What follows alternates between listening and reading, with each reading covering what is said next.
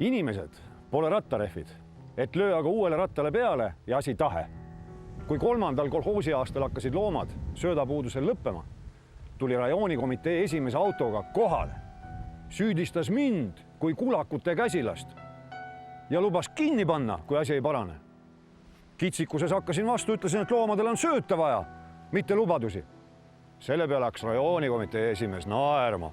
Ütles, et rajoonis on mind kui vana rindemeest ja parteilast peetud silmas kui uue suure ühendatud kolhoosi esimeest.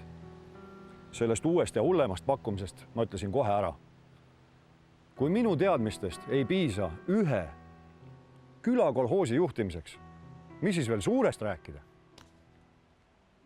Inimene ei ole tõepoolest rattarehv.